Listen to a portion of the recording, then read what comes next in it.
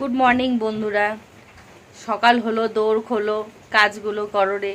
যাই হোক, আমার কাজ আজকের থেকে না, আজকে হলো বৃহস্পতিবার, এখন বাজে সকাল 8টা 10।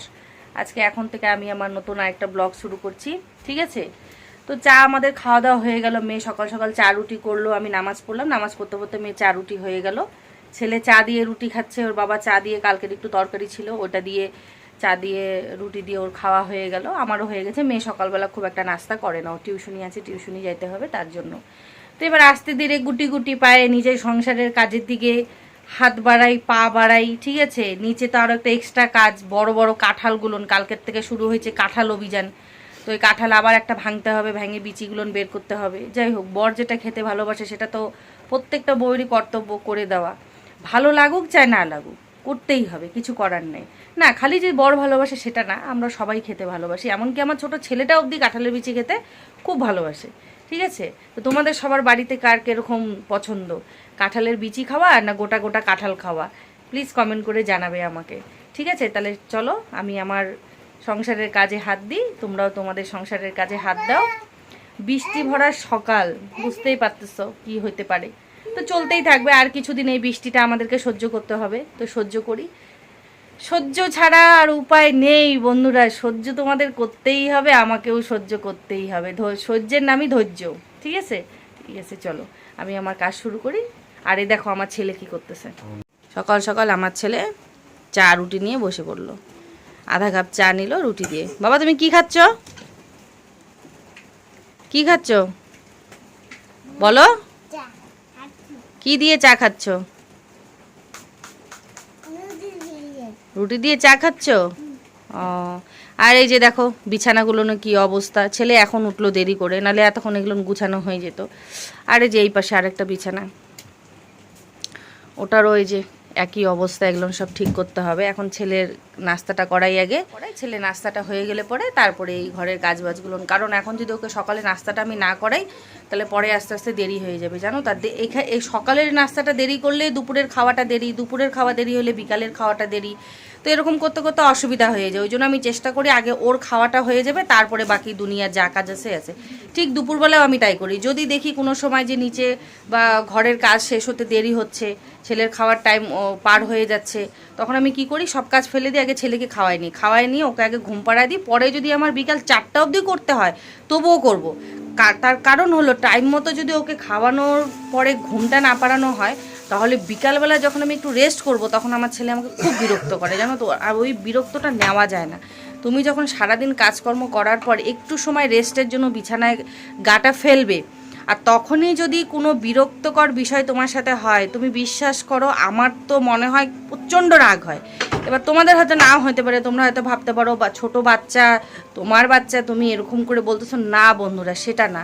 শরীর সবার, ঠিক আছে? শরীরের ভালো মন্দটা সবার নিজেকে বুঝতে হবে। তার জন্যই আমি চেষ্টা করি ছেলেকে ঠিক টাইম মতন খাওয়ানোর, ঘুম পাড়ানোর, যাতে আমি ঘুমাতে না পারলেও অন্তত শরীরটা বিছানায় ফেলতে পারি, এমনকি একটু হলেও রেস্ট করতে পারি, ঠিক আছে? ঠিক আছে, চলো।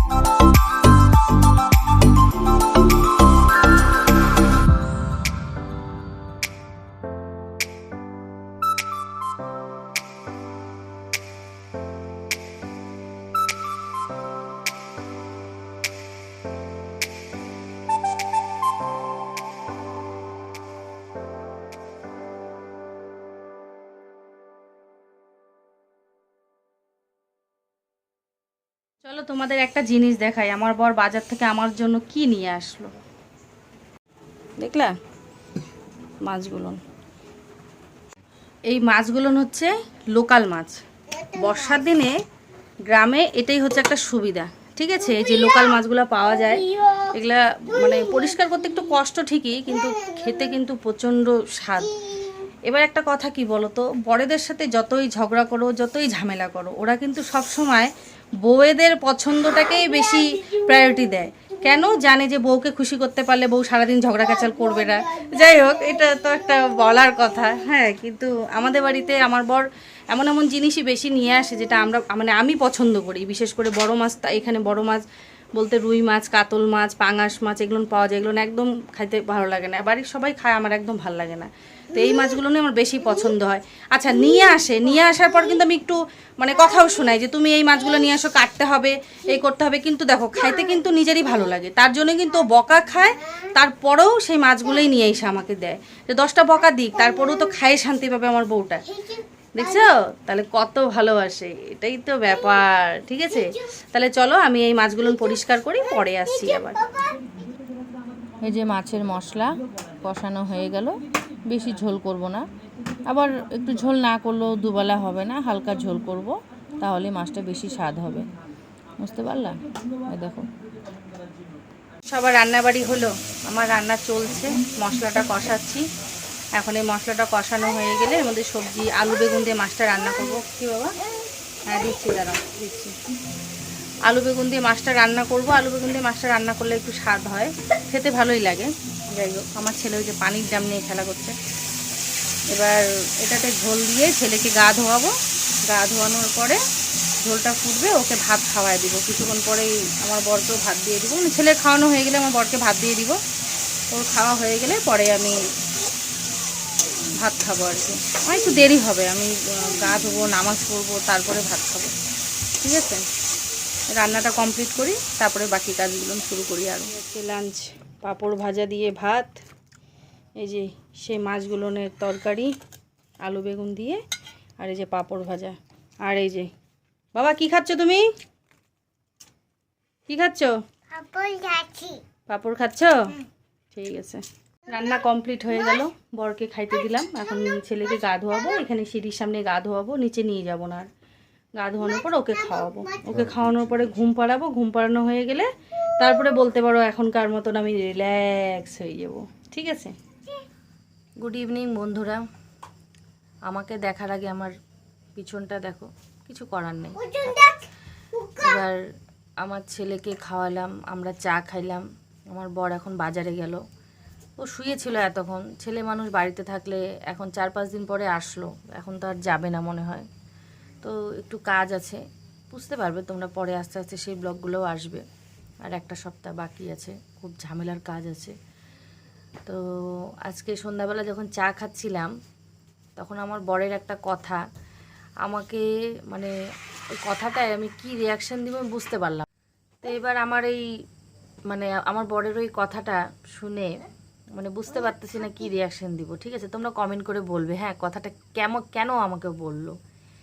ও আমাকে বলতেছে যে টুম্পা তোমাকে একটা কথা বলি। আমি বলছি বলো। বলে বিয়ের তো আমাদের অনেক বছর হলো, মেয়েটাও বড় হয়ে গেল, ছেলেটাও বড় হচ্ছে, তো তুমি কি একটু সাজগোজ করতে পারো না? তো আমি চা খাচ্ছিলাম, ফট করে চা খেতে খেতে চিন্তা করলাম হঠাৎ তুমি এই কথা বলতেছো। বলছি কি না, একটু সাজগোজ করবা, একটু সাজগোজ করে থাকলে ভাল লাগে।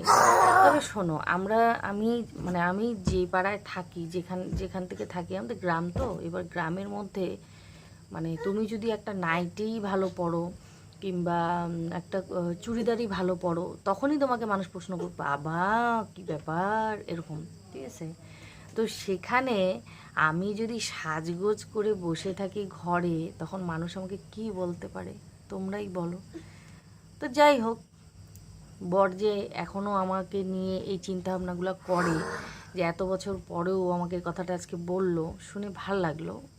তবে একটা জিনিস খারাপও লাগলো, যে হয়তো এই বাচ্চাগুলোকে মানুষ করতে করতে, মেয়ে তো এখন বড়, মেয়ের তো আর কোনো করতে লাগে না, কিন্তু এই ছেলেটাকে মানুষ করতে করতে হয়তো আমি এমনভাবে মানে সংসার জীবনে ব্যস্ত হয়ে পড়লাম, নিজের প্রতি কোনো ধ্যানই দিই না, ঠিক আছে। আগে যেমন একটু মাঝে মাঝে সন্ধ্যা হলে কাজল টাজল লাগাতাম, মাথা ব্যথাগুলো নাচা টাচা ঠিকঠাক করে থাকতাম। তো সেটাই আমাকেও বলতেছে আর কি, যে টুম্পা আগে তুমি কিরকম ছিলে, এখন দেখো তো তুমি দিন দিন কিরকম হয়ে যাচ্ছ। আর এই ছেলের অবস্থা দেখো, কাপড়গুলো মেলে দিছি, টানতেছে খালি বারবার। ওগুলো না শুকালে কি করে হবে বলো, সেটা তো আর ওকে বোঝানো যাচ্ছে না। ও বারবার ওখানেই ঝুলবে ওখানেই ঝুলবে। যাই হোক, তো এটাই আমাকেও বললো যে একটু টিপটাপ থাকার চেষ্টা করো বাবু।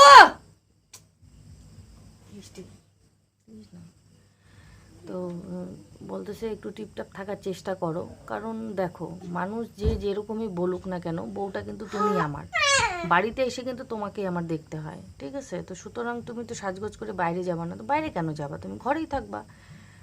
বললাম কথাটাও ঠিক। তো বলতেছে যে একটু কাজল টাজল লাগাবা, মাথা টাথাগুলো একটু ঠিক করে রাখবা, ভালো লাগে দেখতে, ঠিক আছে। আর যদি তুমি একদম এরকম থাকো, সময় সময় আমার মনে হয় তো গাড়ি চালায় ড্রাইভার, তো বলে হয়তো আমি তোমাকে কিছু দিতে পারি না, বা হয়তো সংসারের অভাবের জন্য তুমি হয়তো এগুলো ব্যবহার করো না, বা কিন্তু এরকম কিন্তু কোনো ব্যাপার নেই, এরকম ব্যাপার নেই। আমার কাছে সবই আছে, কাজল বলো লিপস্টিক বলো সবই আছে, কিন্তু কি বলো তো, মানে বাড়িতে এই জিনিসগুলো ব্যবহার করাটা আমার কাছে ঠিক লাগে না। আর ও আমাকে বলতেছে ঠিক আছে চলো তোমার কথাটা মাইনে নিলাম, বাড়িতে পড়বো না, আমরা যাই কোথায়, তো কোথাওই যাই না। কোচবিহারটাই মনে করো হয়তো মাসে একবার যাওয়া হয়, তাছাড়া হয়ই না যাওয়া কোথাও। আর এখানে বাজারে কি তুমি লিপস্টিক লাগায় যাবা, এটা তো হয় না। গ্রামের বাজার তোমাকে থুথু দিবে সবাই, ঠিক আছে। যাই হোক, তো চেষ্টা করব ঘরে একটু টিপটাপ করে থাকার। কথাটা যখন শুনলাম, কথাটায় আমল করাটা বউ হিসাবে আমার কর্তব্য, ঠিক আছে। পিছনে তো ছেলে লঙ্কা কাণ্ড বাঁধায় নিছে। এবার কমেন্ট করে তোমরা বলবে হ্যাঁ আমার এই বরের কথাটায় মানে মানেটা কি, এবার সে কি ঠিক ছেলেকে সরো সরো বাবা সরো সরো, পড়ে যাবে, ফোন পড়ে যাবে। তো এবার মানে কি বলবো, মানে কথা মুখে আটকে যাচ্ছে, আটকে যাচ্ছে কেমন। দেখো বয়স তো আর কম হয় নাই, বয়স বুঝতেই পারতেছো। এখন যদি এখন ওর বাবা এরকম কথা বলে, মনের মধ্যে একটু খারাপ লাগারই কথা। তবে চলো কোনো ব্যাপার না, নিজেকে চেঞ্জ করতে কত সময় লাগে বলো, মেয়ে মানুষ পারে না এমন কোনো কাজ নেই, সেখানে নিজেকে চেঞ্জ করতে তো মেয়ে মানুষ রেডি থাকে সব সময়। মানে নিজেকে একটু করতে হবে, যাই হোক বুঝাতে হবে যে তোমার সংসারের দিকে খালি থাকলে হবে না, তোমাকে একটু চেঞ্জ করতে হবে। যাই হোক, তো ও বলার কারণ আছে, কারণটা হলো যখন মেয়ে হয়েছিল, মেয়ে হওয়ার পরে পরেও আমি নিজের প্রতি নিজে যত্ন নিতাম, ফেস প্যাক লাগাতাম, তারপরে 15 দিন বা 1 মাস পর পর পার্লারে যেতাম, তখন ফেসিয়াল টেসিয়ালগুলো করতাম বা ক্লিনজিং করাইতাম, বছরে 6 মাসে একবার চুল কাটাতাম। আর এখন তো বছরকে বছর পার হয়ে যায়, চুলটা কাটাই না। আর কোনো রিলেটিভের যদি বিয়ে না লাগলো তাহলে মনে হয় বছরে ভুরুটা উঠাইতে যাই না। তাহলে বুঝতে পারতেছো কেন আমাকে এই কথাগুলো বলে, এই কারণেই বলে, ঠিক আছে। তো ও ওর মনে হয় যে ও হয়তো দিতে পারতেছে না জন্য আমি নিজেকে মানে ওর কাছে প্রমাণ করতেছি যে তুমি দিতে পারো না তাই আমি পড়ি না, ঠিক আছে। কিন্তু এরকম কোনো ব্যাপার নেই, এরকম কোনো ব্যাপার না। যাই হোক, তোমরা কমেন্ট করে বলবে হ্যাঁ বিষয়টা, যে আমার বর ঠিক বললো কি ভুল বললো, এই বয়সেও কি সাজগোজ করে ঘরে বসে থাকতে ভালো লাগে কি লাগে না বলবে, ঠিক আছে। এবার দুপুরে খাওয়া দাওয়া করলাম, ছেলে তো দুপুরবেলা খাওয়া দাওয়া করে ঘুমায় গেল, ওর বাবাও খাওয়া দাওয়া করলো ঘুমায় গেল। পরে আমি নিচে গেলাম, গাটা ধুয়ে আসলাম, ধুয়ে এসে নামাজ পড়লাম, জোহরে নামাজ পড়ে ভাত খেলাম, ভাত খেয়ে ছেলের পাশে একটু শুইলাম, রেস্ট করলাম। এই 5টা 5:30টার দিকে উঠলাম, উঠে হাত মুখ ধুয়ে আসলাম। তারপর মাগরিবের সময় হয়ে যায়, মাগরিবের নামাজ পড়ার পরে মেয়ে চা বানালো, চা খেলাম, ছেলেকে চা বললাম ছেলেকে ওর সুজিটা খাওয়ালাম, খাওয়ানোর পরে ওর বাবাও চাটাকে বাজারে গেল। মানে সন্ধ্যাবেলার চাটা আজকে আমাদের এই সাজগোজ নিয়ে জমে গেছিল। অন্যদিন যেমন চা বিস্কুট এইসব জিনিস নিয়ে জমে যায়, যার জন্য তোমাদের সাথে সন্ধ্যাবেলার চাটা আমি শেয়ার করি না, কারণ ওই সময় একটা মানে গুরুত্বপূর্ণ টপিক চলছিল, ঠিক আছে। টপিকটা তোমাদের সাথে পরে আমি ঠিক আছে। ছেলেকে কি বলতে চাই, ওরকম করে না বাবা নাকি, সরো, গরমে ঘেমে যাচ্ছে, মানে ফ্যানটা চালালে না কথা শোনা যায় না ভালো, ঠিক আছে। তো চা তোমাদের তো খাওয়া হয়ে গেছে অনেকক্ষণই জানি, আমারই চা খাওয়াটা একটু আজকে দেরি হয়ে গেল। রাতে রান্না আর কিছু করতে হবে মনে হয়, একটু ভেন্ডি টেন্ডি ভাজা করব, ভেন্ডি ভাজা করব, ভাত করব, দিনের যা তরকারি আছে তাই। ছেলেকে দিনে ডিম সিদ্ধ ডাল দিয়ে ভাত খাওয়ানো হয়েছে, রাত্রেবেলা খালি ডাল দিয়ে খাওয়াই দিব। আর আমাদের সাথে মাছ খেলে খাবে, না খেলে নেই। এই তো এই চলছে, ঠিক আছে।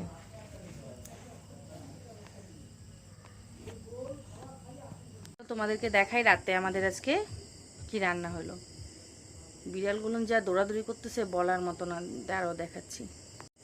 দেখো সেই ঝাপাঝাপি লাফালাফি, ঝাপাঝাপি লাফালাফি, মানে এত এনার্জিফুল বলার মতো না। এই হচ্ছে পাঁপড় ভাজা, আর এই হচ্ছে ভেন্ডি ভাজা, আর মাছের তরকারি আছে। তোমাদেরকে তো রান্নাটা দেখাইলাম, ঠিক আছে। এখন ওটা দিয়ে রাতের খাওয়া দাওয়া হবে। ছেলে তো সবজি খাইতে চায় না, ও এমনি ভেন্ডি ভাজা খাবে, পাঁপড় ভাজা খাবে, কিন্তু ভাতের সাথে খাবে না। দেখো ছেলের অবস্থা দেখো, এই দেখো পাঁপড় ভাজা আমার থেকে জোর করে নিয়ে এসে দেখো পুতুলের মাথার চুলগুলো ফেলে দিয়ে পাঁপড়ের চুল বানিয়ে দিয়েছে আমার ছেলে। কত বুদ্ধিমান দেখো, দেখেছো? বিছানাগুলো আবার পরিষ্কার করলাম। এই যে ঘরে দৌড়াদৌড়ি করতেছে, বের করো বাবা, বের করো, ধরো ধরো, দিক থেকে নিচ থেকে ধরো। এই যে ওই বিছানাটা পরিষ্কার হলো, ঘরটা ঝাড় দেওয়া হলো, ঠিক আছে। আমাদের সবার রাতে রান্নাবাড়ি হয়ে গেল, আমাদের তো রান্নাবাড়ি কমপ্লিট। এখন ছেলেকে মানে রুটিন ওয়াইজ রুটিন চলবে, ছেলে খাবে, ছেলের বাবা খাবে, তারপরে আমি খাবো, আমার সাথে মেয়ে খাবে, তারপরে আবার রিজার্ভেশনে চলে যেতে হবে। যাই হোক, এখন ছেলেকে খাওয়াবো, ছেলেকে খাওয়ানোর পরে একটু পরে ওর বাবা খাবে, ওর বাবা খাওয়া দাওয়া হয়ে গেলে তারপরে আসতে দিনে আমরা খাওয়া দাওয়া করব। তাহলে আজকের ভিডিওটা আমি আজকে এখানেই শেষ করছি, দেখা হচ্ছে কালকে একটা নতুন ভিডিওর সাথে। Good night, tata.